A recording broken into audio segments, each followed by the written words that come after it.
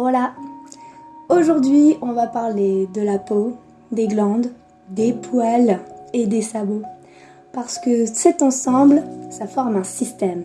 Est-ce que vous connaissez son nom? Il s'agit du système tégumentaire. Et oui, ce système assure un rôle de protection et de régulation de la température. Pour que ceux qui n'ont pas vu l'épisode d'hier, je vous invite à aller voir. Commençons par la peau, qui est la première barrière physique. On y retrouve l'épiderme, qui est la couche superficielle, le derme, qui est la couche la plus épaisse, les glandes sébacées, qui sécrètent le sébum, les glandes sudoripares, qui produisent la sueur, et l'hypoderme, qui joue un rôle d'isolation et de réserve énergétique. Les chevaux sont dotés d'un muscle possier. Par exemple, quand un insecte se pose sur le dos de votre cheval, les nerfs sensitifs de la peau et des poils sont stimulés et informent le muscle possier qui contracte la peau par à-coup. Parlons un peu des poils qui assurent une protection contre les écorchures, le soleil et les bactéries. Il existe 3 types de poils.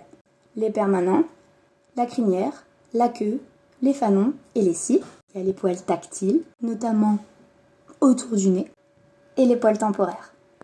Pour que le cheval conserve une température interne de 37,5, il y a un système de thermorégulation.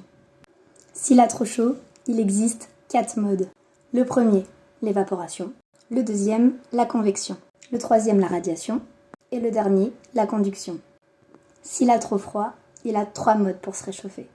L'isolation thermique, la vasoconstriction et le grelottement. Maintenant, parlons un peu des sabots. Ils protègent, supportent le poids, amortissent les chocs et assurent une bonne circulation sanguine. 2 parties. La partie externe, c'est le prolongement de l'épiderme et la corne du sabot contient 25% d'eau. Et le périope régule l'humidité du sabot. Passons à la partie interne. Il y a 600 lamelles de kératine poussant depuis la paroi, mêlées aux lamelles dermiques. Environ 250, qu'on appelle aussi chair veloutée. Et les lamelles dermiques, elles poussent depuis l'os du pied. Cet entremêlement permet l'attache du sabot au squelette. Il y a une pathologie du sabot bien connue qui est la fourbure. C'est une inflammation des lamelles dermiques et qui peut entraîner la séparation des 2 types de lamelles. On parle d'étirement de la ligne blanche. Dans une deuxième partie, je te dis de quoi doit être composé un bon complément alimentaire pour stimuler la pousse des sabots. Et abonne-toi pour plus d'infos.